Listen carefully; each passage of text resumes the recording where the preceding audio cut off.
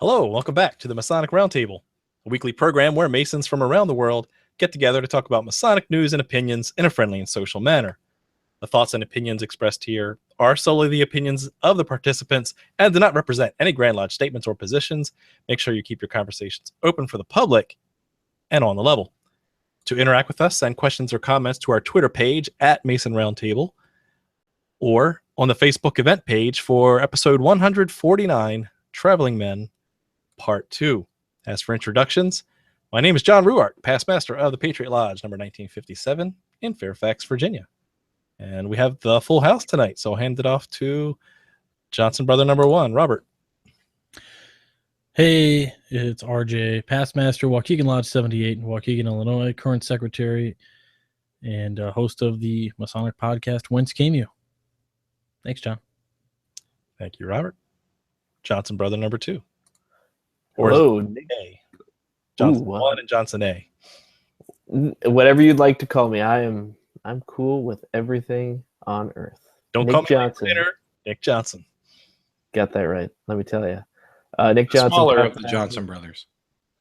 Very much smaller. We actually measured each other next to each other, and it was amazing. It was perfect. Nick Johnson, past master, Corinthian Lodge, number 67, in Big Time, Farmington, Minnesota. John is dying. I can't even. Nick, or what? Not even Nick. Juan, take it away, please. Hello, everybody. Juan Sepulveda of the Winding Stairs Freemasonry podcast and a brother at Orange Blossom Lodge, number 80 in. Finally, winter came here this week, Kissimmee, Florida. For 1 week only? 3 days. And last but not least, Jason Richards. Hey, everybody. Jason Richards, Worshipful Master of Acacia Lodge, number 16 in good old Clifton, Virginia, with the emotional maturity of a 7-year-old. And still not a father. Look for that to change in the next week and a half. Coming up. Yeah. So you're going to stick on, right? The game plan is to keep coming back as long as... The game plan is that as long as my wife is not in the hospital... Even then, there's a little bit of debate there as far as what constitutes in the hospital. I'll be here. Place your bets now at masonicbets.com to see if Jason will live stream from the hospital. So the plan is to live stream the birth with TMR in the background. Brought to you by masonicbets.com. All right, guys, go on GoDaddy right now and get the URL. Over to Masonic news. Here's just an update from last week. We talked about that the rapper Apathy was, quote unquote, outed as a Freemason, and we were waiting for the issue of the Connecticut Freemasons, January 2017 issue, to drop, and it is now in soft copy, and we will put a link on theMasonicRoundtable.com for episode 149, and you can find that, read that, and really good interview. He really talks a lot about some of the obvious questions. What do you like about Masonry? Do you get a chance to travel when you're on the road? And more importantly, what is the clash between some of the subject matter of your raps with the ethics and morals of Freemasonry? So he does a really good job outlining where he stands on all those. So I'm not going to spoil it. Go read it and find out. Next up, Robert found this one where, according to, let's see, truenews.com. So if it's on truenews.com, it's got to be true. Yeah, well, a high rank. At least Anonymous didn't post this one. You know, there's no such thing as fake news. I don't know what you're talking about. It's all real. It's just gonna be satire. Great. It's going to be great. I don't know anything about Russia. I don't know anything. It's going to be great. First Bernie, now this. oh, Dick is awesome. Anyway, high-ranking Freemason arrested in an Italy email hack. Yes, it's not Russians hacking, but it's an Italy email hack. Robert, what did you find out about this? Well, according to True News, they report, it says according to Bloomberg, so this is automatic, kind of deferral of where they got the information from. They have court documents that showed over 18,000 email accounts were being tracked and spied on, including a former prime minister of Italy, Mario Monti, and Matteo Renzi, along with several cardinals within the Vatican. Also on the list were... Does the Vatican use email?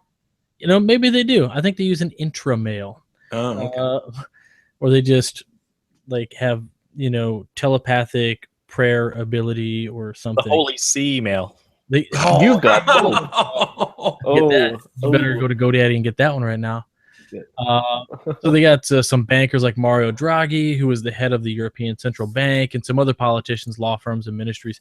They basically found out this guy, his name is Giulio Accianero, and his sister Francesca, and basically they reportedly hacked some stuff. The servers were located in Utah and in Minnesota. The FBI seized them and sent them back to Italy for further investigation. They make some funny claims. Accianero in Italian means black eye, and the malware that was used on the hackers was called Eye Pyramid. They make all these really loose associations. It feels like have you ever watched a South Park where Jeff Goldblum is in it and he's like pulling the random red thread, right? That's like connecting everything. It's a massive, quote unquote, massive story still unfolding. Basically, dude's a member of a Masonic Lodge, the biggest one in Italy, apparently, which has ties to the Vatican, and they're questioning, are these guys bad guys, or are they secretly good guys who are spying on the good guy or the bad guys in the Vatican, or the bad guys and the political elites and the world bankers? And so who knows? It's ripe for conspiracy, but it's fun. No. If you follow the link if you go to that website, right, and you follow the link, here I'll screen. You will actually download malware to your computer. You could get. Well, I get cancer reading it because you can get the Black Eye Pyramid malware right for you here. So this screen share this for anybody watching live or on YouTube. There's your boy Giulio Accianero, a trained nuclear engineer and co-founder of investment firm Westland Securities. That's a great almost passport picture, but there's shadow, so that would get denied. There he is. There's your boy. Super high-ranking Freemason. He's also not holding a neutral expression. No, he's happy. Yeah. Hey, I got some malware. What do you want? Hey, Nick, how far away is Prior Lake, Minnesota? For me, On your way. I don't know. It's kind of close, kind of. Servers were found. Are you even suggesting that Prior Lake, Minnesota is a real place? Or is that made up? I wish it was made up, but no, it's real. We could have just toasted this whole story. So I'm just trying to say, Prior Lake, Minnesota, Nick Johnson, Freemason hack. When I'm not shilling on Reddit, I usually drive over to Prior Lake and hack servers. So, guilty. That's where my emails went. And if you're from the NSA or whoever, I'm just kidding. Please, just kidding. JK LOL. Okay, thanks. Bye. There's your I'm fun. going to Moving along, the next topic for this week comes from us from BuzzFeed. And BuzzFeed. That's right. You can't have a good. I don't know what to say about this. It's a BuzzFeed article about the United Grand Lodge of England's London Masons. BuzzFeed and Freemasonry don't seem to gel, but the pictures are good. Jason, what do you want to say about this? They're not all old, which is awesome. So it immediately combats one of the stereotypes most folks have about Freemasons. And honestly, I didn't see the article until like 2 minutes before we went live, so I haven't read it yet. Hey, one guy's got a tattoo here, and it confirms what was said in the other article we talked about, which we thought was satire, but turned out to be true, where the Grand Lodge of England was telling their members to try and look like they're having fun. Smile more. Yeah. Yes. Brother Mark Cooper. He doesn't look like he's having fun. That guy just said, "Oi," and punched the guy with the camera. Went out He to the looks front. like he's about to get, like, blood drawn or something. Roll up your sleeve, please. So there you go. Man, zoom in. I got to see those tats. Hold on. Good stuff. Oh, he has a skull. That's not a Masonic symbol. All seeing eye. Illuminati confirmed. He did the Italian hacking. That's right. He had the black eye, black ink. I think I might recognize that brother. Have you seen that photo where Brother Zulu? Right. And they're holding their fist up with their rings. I'm almost sure that's him. There's like, only a dozen young Masons, like young being under 50. So I know, and there's like 50% of them right here. that's right. I didn't get my call, but I'm not in UGLE either. So that's cool. I think, overall editorial analysis, sure, it's great that we can get out there a little bit more, have some positive press. I guess any press is good press. And it's not a southern state, pulling recognition of another southern state. So there's that. The last thing is a little thing you threw in the back of your recent WCY episode, Robert. Yeah. A little hidden treat. Hidden treats for anybody who wanted to do the work, I guess. Yeah. Yeah. So it leads to there's a URL. If you listen to the episode and you get it all the way through it, there's a URL in the back. But in order to know what it is, you have to Do play some it backwards. So was Paul dead? Is Paul is dead? Paul's dead, dude. Yeah, done. That's it. So what is it? What is this URL? It's the DCGathering.com. Okay. And when you go to the DC Gathering, it's really weird. It's just got a picture of Washington, D.C. with Roman numeral dates and 6 working tools spread throughout the picture. How do you know the Roman numerals are a date? Well, it looks like a date and it reads like a date.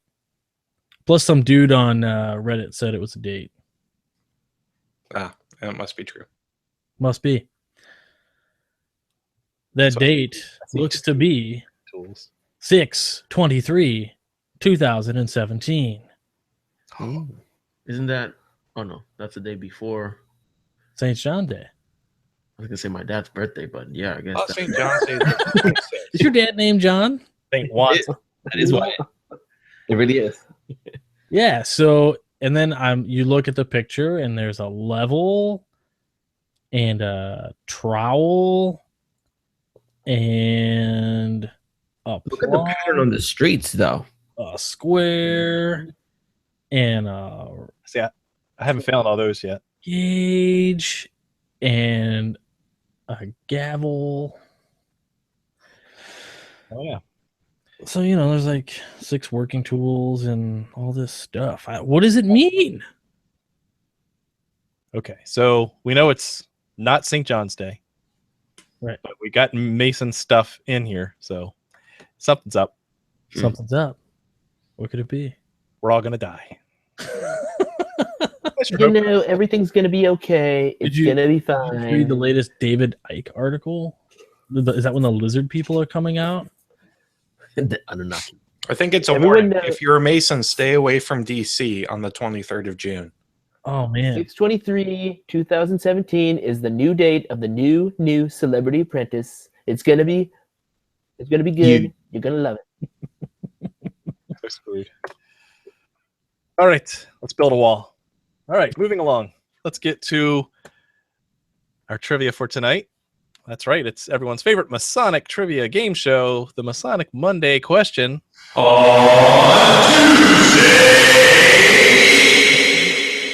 The goggles, they do know. Sunday.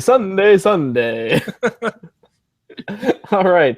It So worked I don't know. this time, Frank. Get off my back. Oh my god. I peed a little, but that was fun.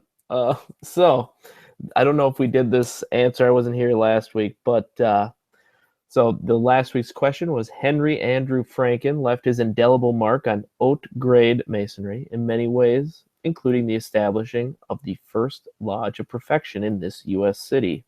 Where was this Lodge of Perfection founded? What was its name, and what was the date on its patent? Bonus: this was actually the second haute grade lodge in North America. Where was the first one founded, and what treaty played a primary role in this Lodge of Perfection's demise?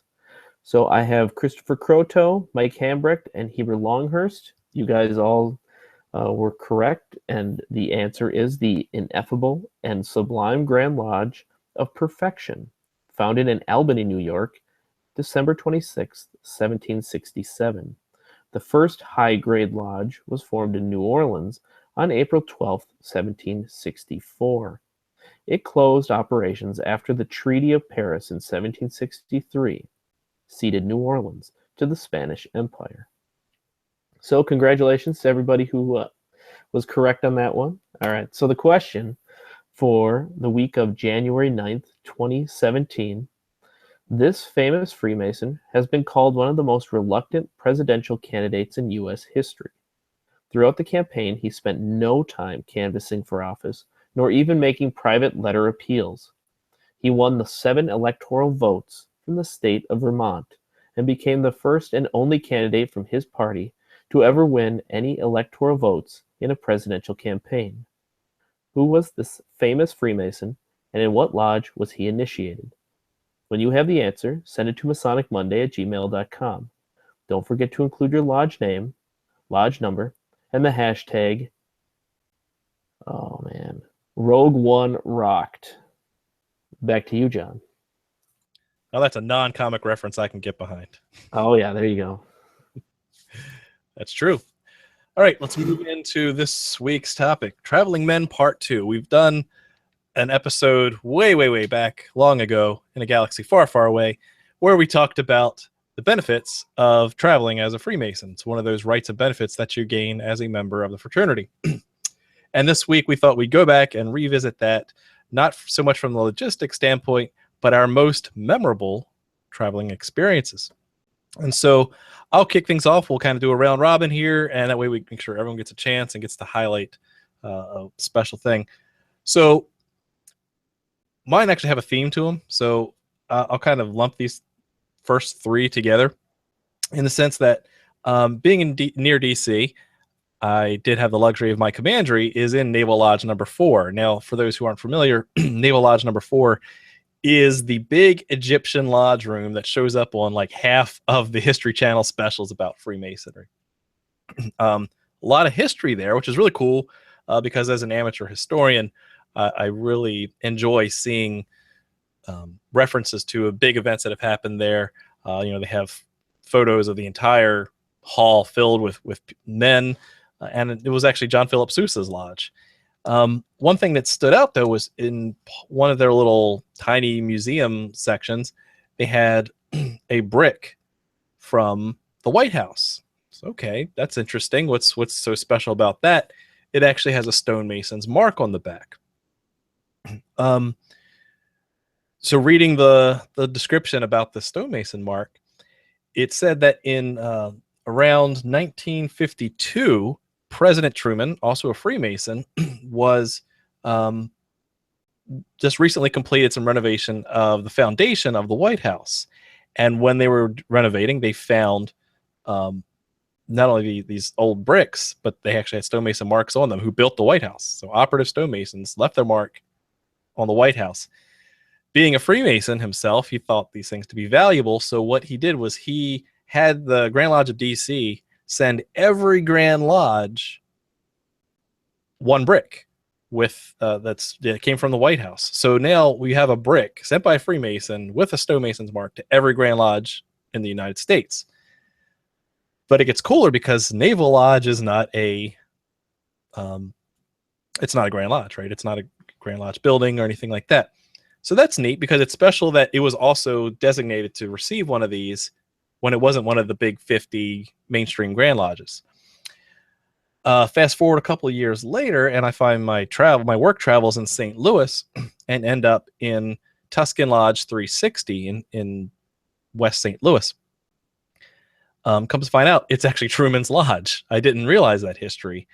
Getting more excited all the time, and they're proud to show me all of the pictures of Truman and this and that, and yet another brick, almost identical to the one I saw in Naval Lodge. So this is really cool now because one, I've been able to see the relationship of these bricks, but also that he sent it in addition to the Grand Lodge in Missouri, a separate one just for his mother lodge. So I've seen actually some of these bricks that have been off course, as it were, that were special ones set aside from President Truman.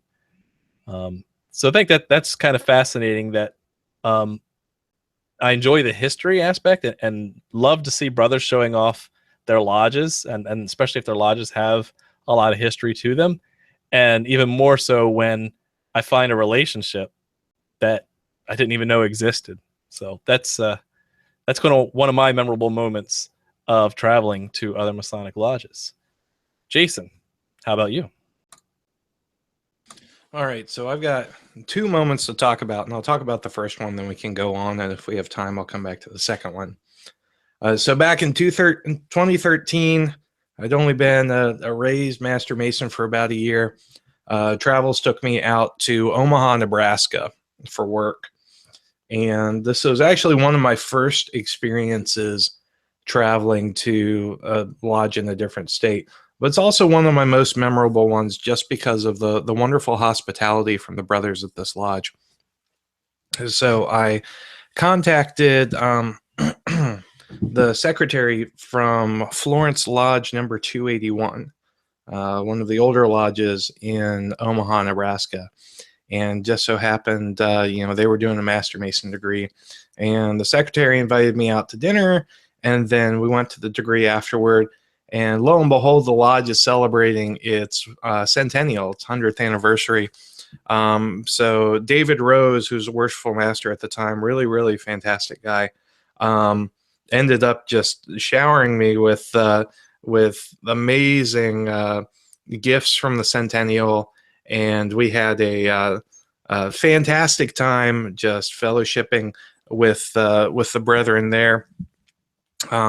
The lodge secretary was just the nicest guy in the world. He took me out for dinner, and it was just kind of validation of it was the first real validation I had seen from the promise of masonry. That's basically like, you can go anywhere and find a family and find a home. And so that was just an amazing experience, really, really cool experience. And so if you ever find yourselves in Omaha, please check out Florence Lodge, because they're an amazing group of brothers and really fantastic guys. Beautiful. That's great timing. Let's move down where it's warm. Juan, I know Juan's traveled around quite a bit, both professionally and Masonically. So tell us about one of your memorable experiences, Juan. Well, there are certain restrictions, of course, once you have a child. Take note, Jason, that traveling gets a little bit more difficult. So in a way, it becomes that much more outstanding when it happens. Like, you're constantly in the hustle and bustle. You're working, and you're dealing with the children, the family, and everything, and you have an opportunity to go and spend time with your brothers. I went back to our first episode about traveling brothers, which was, I think it was our 6th episode, if I'm not mistaken. And in it, I make mention of one very awesome distinction of my Masonic travels. And it was that when I went to visit Columbia Lodge in Columbus, Georgia, with Brother Victor, that's where the episode in the Winding Stairs comes out of, the one where we're in the car and you can hear the road and everything.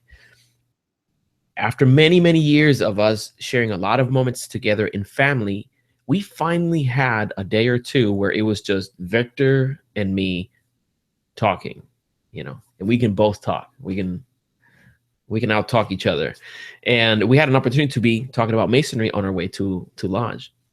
So that alone, just the traveling from here to Georgia with a brother, and I know that Brother Johnson, RJ, has done this with some of our mutual friends, where you get a chance to just sit in the car, just travel for a little while, have nice Masonic conversations, and have no restrictions in your conversation. You have nobody else around. So it was a very memorable experience. The other one that, and I wanted to mention, when I went to Georgia with Brother Victor, we got a chance we were very nicely received by Worshipful Brother Nicholas James.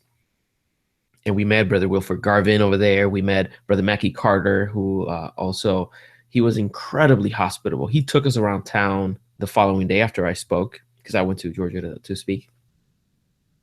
And he took us everywhere. He even took us to the house of Brother Pemberton, who invented Coca-Cola.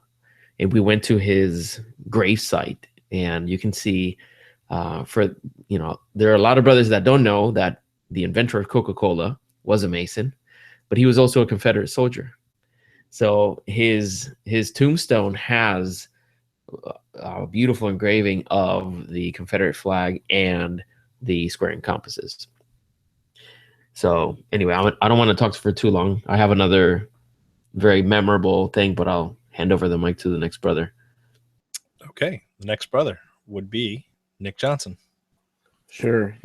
It's kind of funny how when I travel around the state quite a bit, you forget that, especially in a state like mine that recognizes Prince Hall, that really in one set of boundaries you have two Grand Lodge jurisdictions, sitting on top of each other. And so I was fortunate to visit Perfectly Ashlar Lodge number 4, which meets in St. Paul, actually a small suburb just outside of St. Paul. And it was amazing because, we had never, the lodge that I'm from is a rural lodge, a country lodge. And it's one of those that we're kind of just a little bit outside of what you'd consider the metro area, just a tad outside. So, we traveled up to St. Paul. It was all of us filling up a car. We were all in the Jeep together looking for this church that they met at. And they met at a Presbyterian church. And it was kind of amazing because we just parked. We walked in. It was just snowing. I mean, it was just insane. It was one of those days where it's like we really shouldn't be on the roads, but we were, because that's what Minnesotans do. And so we were out there, and we finally get into the church, and we're looking around, and they're like, "Oh yeah, the Masons, they meet over there." And we went into this small little rec room, and they had all set up, and we were ready to go. And it was one of the best lodge meetings I'd ever been to. It was in a small church rec room, but it wasn't just that meeting, because after that they said, "All right, you guys are coming with us." And so we brought out to a small hole in the wall bar somewhere, and we sat down and we discussed Masonry probably until 2 a.m., 3 a.m. I mean, it was amazing. We were getting food. They brought food for us because they're like, hey, you 4-letter Masons, here's some food. And we're like, oh man, is this what you guys do all the time? And it was just delicious. I can't remember if I think it was ribs. And I know I'm going into this weird story of like food, but anyway, it was one of those experiences in Masonry where you discover this other set of brothers that you didn't know you had, and you sit down and you're like, oh my God, this is Masonry right here, and it was just incredible. I mean, this small little rec room in a small church in St. Paul, and then a small hole in the wall. And it felt more Masonic than a lot of things I've ever been to. Every membership committee meeting, every leadership committee, that didn't feel as Masonic as what I was doing right there. Just chatting about life, Masonry, everything. It was great. Nick, I wanted to mention, you mentioned food, and you mentioned drinks and all that sort of stuff. And when we get stuck in the pattern of, we go to lodge, we have our dinner, go through the meeting, go back home, and it becomes part of the routine. It takes moments like that to be reminded of how good it could be. Like, you have a brother show up from out of town, from a different country or something, and you show your hospitality, give them an opportunity to chat in a different setting.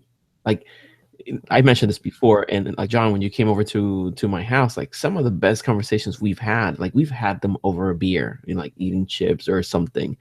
And the more opportunities we give each other to do this, to bond in the bonds of fraternal love in a different setting, in a comfortable setting, the more we'll enjoy the fraternity overall. Exactly. That's why the first verse that we have in Freemasonry is, how good and how pleasant it is to dwell together in unity.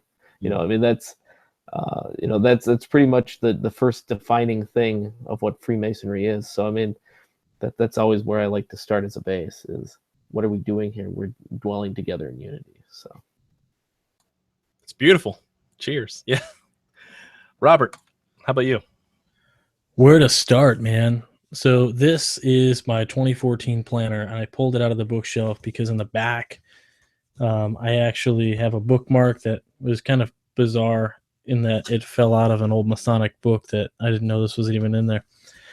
And back here, it's got my lodge visitations in 2014, and there's a ton of them.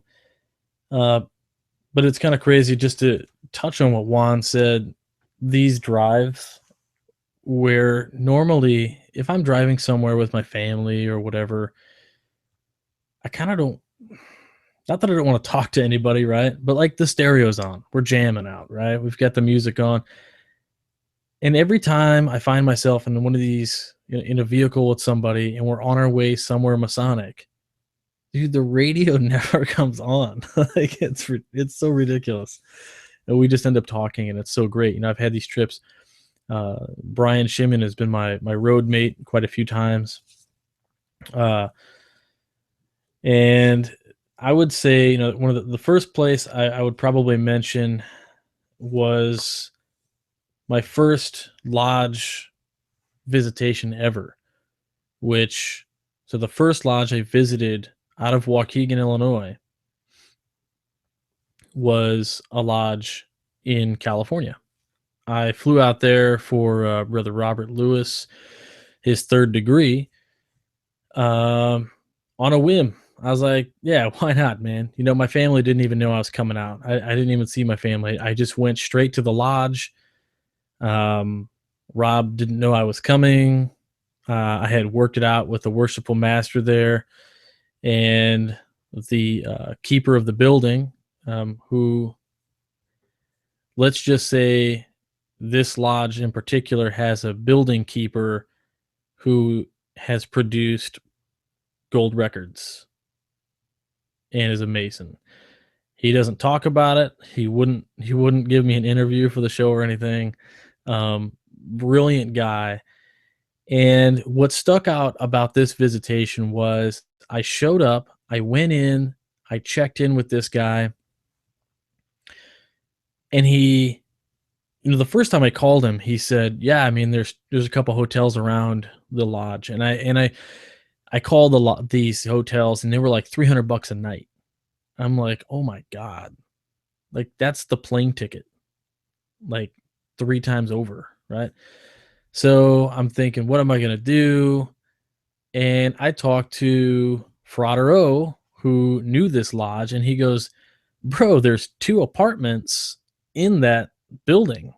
Just tell the, I'm going to call him the Custos. Okay. Just tell the Custos that, like, there's 2 apartments there, and you'd rather just use one of those. So I mentioned to the guy, hey, I heard there's a couple apartments. Can I stay there? And he goes, oh yeah, these things, I didn't think you'd want to stay here. I mean, whatever though. I said, what's the cost? I heard they were $50 a night. And he goes, just give me $20 a night or whatever. It's like, okay, cool. I show up. I have an amazing conversation with this guy that just blows me away, right? Because just Joe Schmo off the street's going to come up and talk to this guy and then like hear these amazing stories. And then what? The guy's going to show you your room, and this room is actually better than like a Holiday Inn. And he's like, here's your room. It's got cable, blah, blah, blah, blah, blah. Why don't you go ahead and get settled and then come on over to the studio? And he's got like a recording studio where he masters works and stuff right here. And I'm sitting in there and like, I'm huge into music, right? Like I played my whole life. And he's just blowing my mind, and the conversations we had.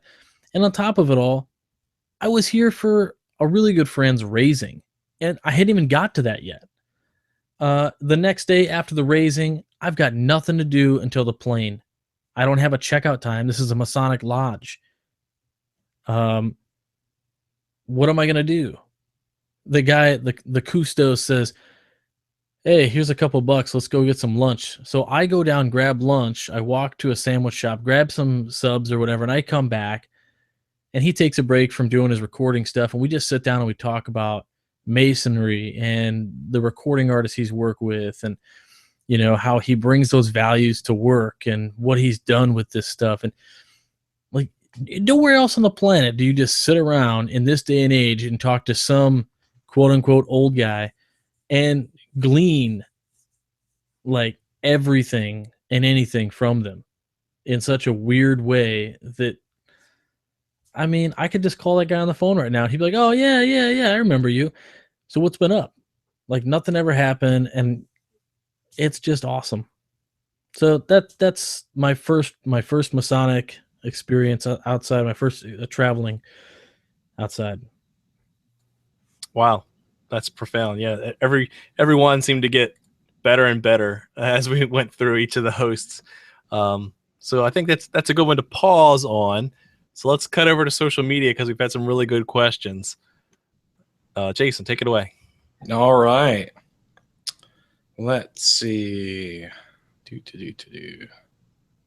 Scrolling. We don't have any good questions here. No, I'm kidding.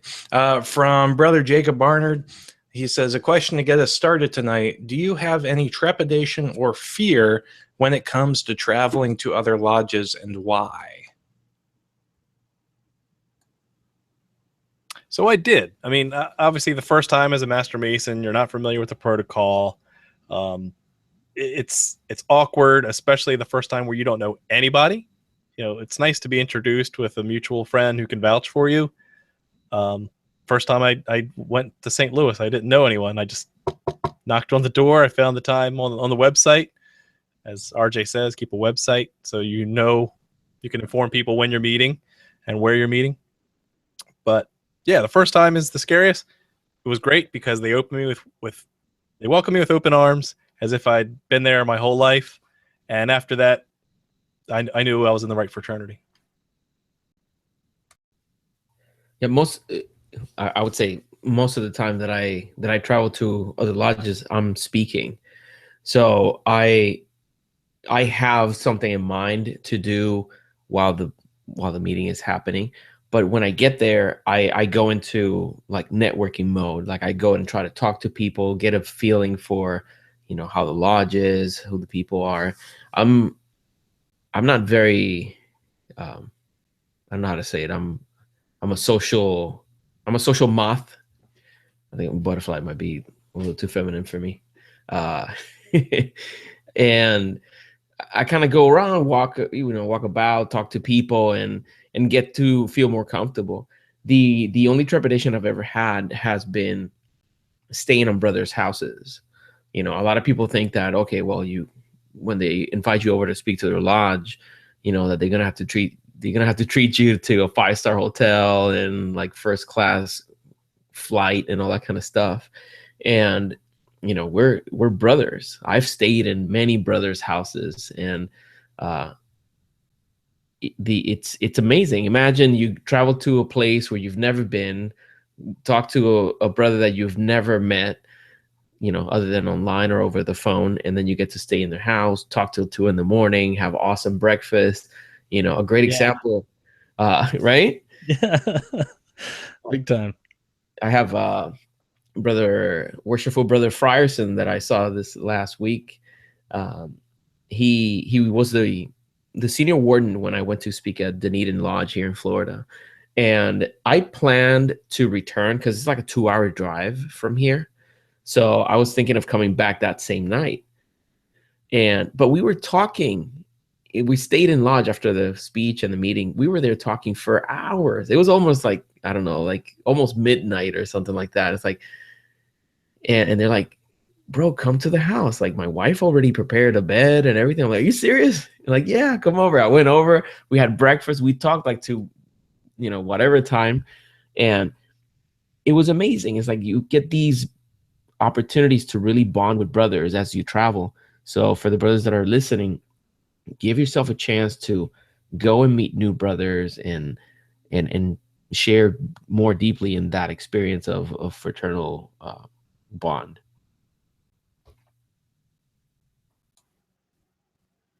TheWindingStairs.com. Oh, you waiting? No, we got some more social media we can troll through before we do our final thoughts. Okay, good. So Juan got his out of the way early tonight. Yeah. So brother Blake Miles Leach from Down Under said he can't compare to RJ's experience, but he went to a lodge in Vegas on a bit of a whim. Said they were the nicest guys in the world, even managed to meet an Australian there who gave Blake's dad and him a lift back to the hotel after the meeting, which was pretty cool. With brother Frank Scrobot, he said he's only had one traveling experience as a Freemason so far. It's unsurprising given he was just raised like 2 weeks ago. Congratulations, Frank. A long time coming. And so he said he was in DC as an EA, and some weirdo named Jason invited him to Acacia Lodge last minute for an EA degree. So he didn't have a dues card. So his secretary had to end up phoning my secretary, and they got it worked out so that he was able to come in. And he had a really good experience with the EA degree in Acacia. And really cemented him as far as him realizing he was in the right group of folks, and the right group of men in the fraternity. And so he said, not bad for the second time he had ever been at a tiled lodge. Awesome. Okay, well, let's take this time to wrap things up, and we'll start with Nick. Sure. I'm fortunate in my lodge. The old timers, they enjoy traveling. We have one of the members happens to be called Mr. Minnesota Yorkright, so he's literally known by everyone. I don't even need to carry a dues card. I just have to say his name, and they just let you in. I mean, it's bizarre. I mean, the guy's amazing. But what he taught me from the very beginning when I was doing all this is just to hop in the car and go. So he would grab you by the shoulder, and he's told the story where the day after he married his wife, his father-in-law grabbed him by the arm and said, "Get in the car, kid." And they went right to a Masonic lodge. He's like, "I got to do some work over here, so you're coming with me." And that's exactly how it starts. I mean, and so with me, that's what he says. He'll be like, hey kid, you're coming with me. And you hop in the car and you just drive down to wherever. But, for me, the most memorable experience for all of my Masonic travels happened because of him cajoling me to come with, was actually a visit to my grandfather's lodge down in Austin, Minnesota. And I was fortunate to be able to deliver the senior deacons lecture for the second degree there. And it was pretty powerful because I was standing there looking at the altar and realizing that was the exact same altar. They hadn't changed it as the one my grandfather was actually at. So, it's one of those that you're sitting there and you're giving the degree work to, 2 or 3 candidates, knowing full well that, just 60 years ago, your grandpa was sitting in the same exact spot. And so it was one of those that I could actually feel my grandfather's presence in that room. And it was transcendent. It was bittersweet, and it was wonderful. I mean, it was one of the best things I'd ever done in my entire Masonic life, and probably ever will, because I just felt his presence there. So with that, I've blogged millennialfreemason.com. I think I'll get some content there one day. So 2 L's, 2 N's. Good. Let's go to Robert. So, final thoughts. It's difficult. I had planned on talking about 5 or 6 of these experiences, picking one at random because we wouldn't have time. And when it came to it, I talked about one I didn't even think of until the second, like it was my time to talk about it. And there were so many experiences that have been just amazing. I went to like Doric Lodge down in Tennessee, went to a lodge in Kentucky, the Valley of St. Louis Scottish Rite Cathedral.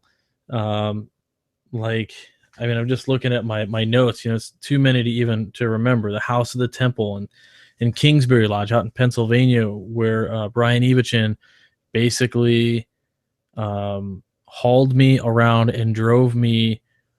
I flew into Newark Airport, and he drove 2 hours to pick me up at the airport. This is the closest airport. He drove 2 hours to get me to the airport. And I'm thinking, you're close to the airport. He says he's close to the airport. It's just down the road. Down the road in Pennsylvania apparently means 2 hours. It could be. And 2 hours back. And it was so funny. He pulls up and he goes, "How'd you know which car was mine?" I said, "It had to be the one." It was like he's got this Jeep, right? And he's got the square and compass on like a plaque in the window, right? Like he's a limo driver. And it's in the window, and we have these great conversations there and back. And we eat lunch at this great Italian sandwich shop. And I meet his son and his parents. And like, who does that? I mean, I stayed at Clinton Langford's house, and like I learned about life from these guys. We stayed up all night, like Juan said, and we're sitting around a campfire at this guy's house, and we're on the side of a mountain. I mean, I'm eating venison for dinner, watching a deer walk through his backyard.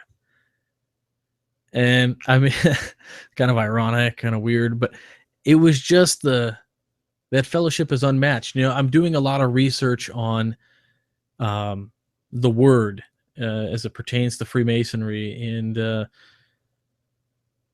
this is a topic that I've always been interested in. And, there's historical significance behind it, and there's esoteric behind it.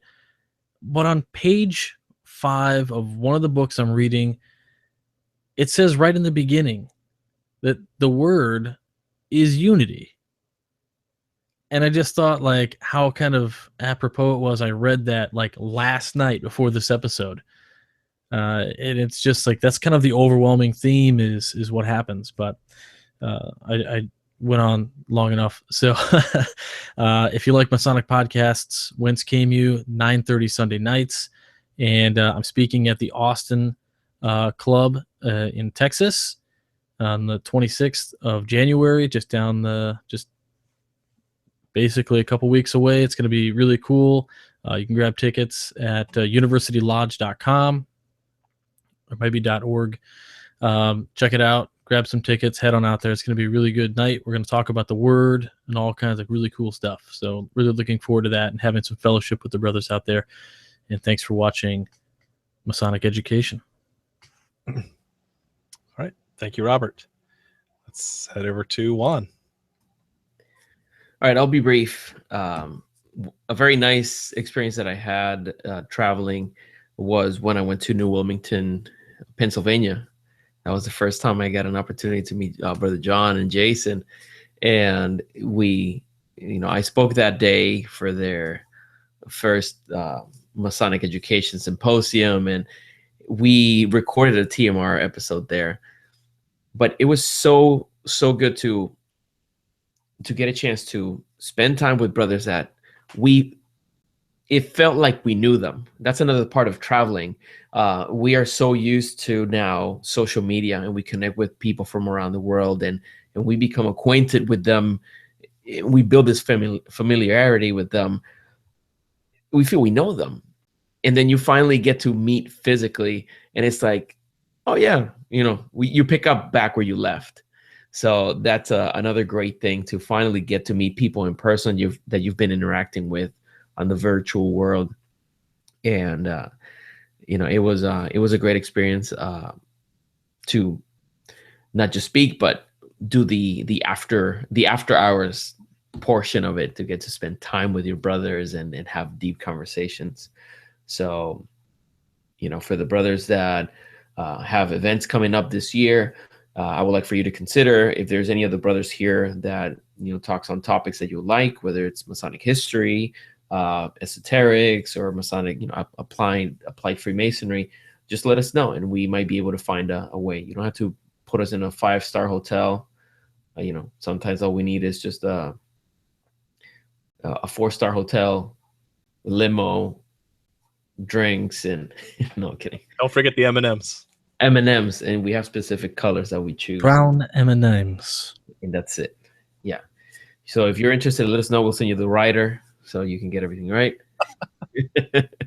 No, but just don't assume that it's impossible, because many times it's more attainable than you imagine. Sometimes you just have to get together a couple of lodges to get together and bring a brother over and partake in this whole Masonic travel, Masonic connection experience. So thank you, brothers, for listening, and make sure that if you've enjoyed this program, share this with somebody else. Find at least one brother that hasn't heard of the Masonic Roundtable, and let them know about us. Force them to subscribe and to listen to us regularly.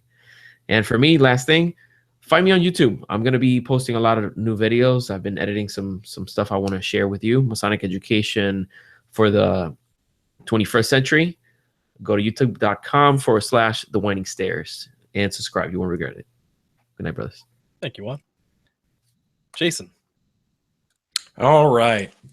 So one more quick, awesome traveling experience for everybody. So last November, I had the privilege of going to an interesting lodge in southeastern Ohio. It wasn't necessarily interesting because there was something neat about the building or something crazy about its history.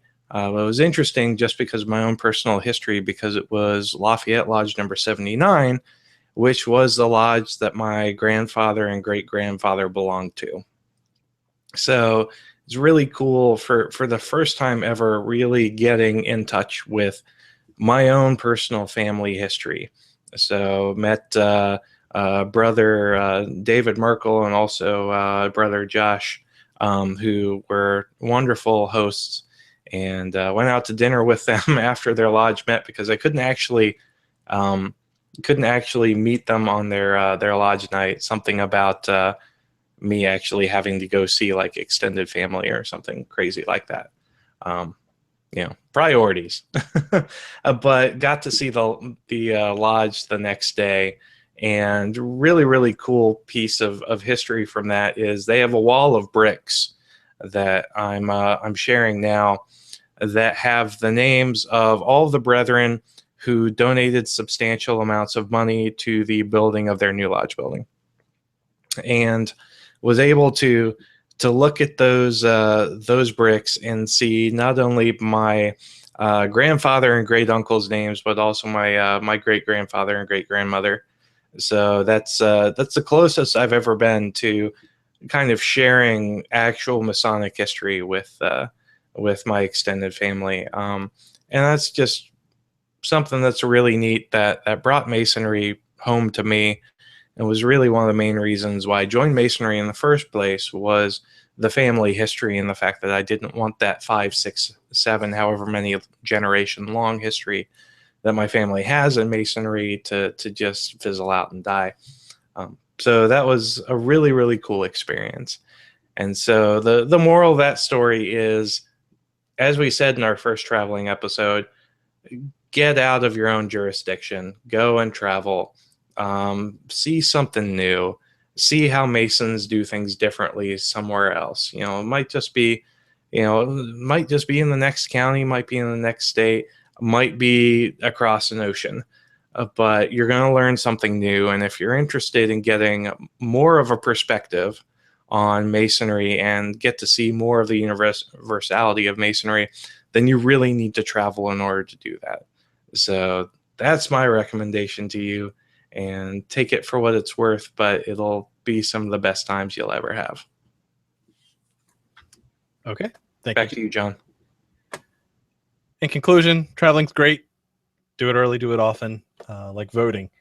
The other thing I wanted to add, as Brother Paul Chamberlain mentioned early on the Facebook page, he likes to travel outside of Pennsylvania to see how different Pennsylvania is from the rest of the world. We rag on Pennsylvania all the time, but it's true. They are different. And so if you get a chance, travel to Pennsylvania. I'm just calling it plain and simple. You will not be disappointed in the educational experience you'll get. And to double that effort, come see me at Greenleaf Lodge number 561 in Allentown, Pennsylvania on February 16th coming up. So middle of February, I will be giving a presentation on the philosophical elements of the circumpunct. So stay tuned for that. If you can make it, great. Otherwise, I'll see you the next time you go to PA. Traveling's great.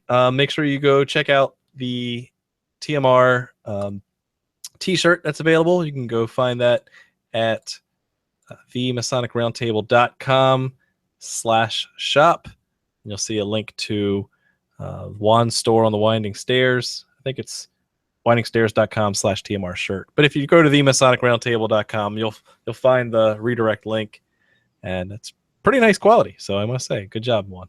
And harass John into taking a selfie with his shirt, so I'm not the only one up there on the website. You look very handsome in there. I can't top that. I'm gonna wear mine next time I'm at the gym, and I'm gonna make you all throw up and post it. It's gonna be rad. It's gonna be great. So there you go. Awesome. Hey guys, this has been a great episode, and what can I say? It's the conversations are always great. Thanks for watching, and keep searching for more light. Have a good night.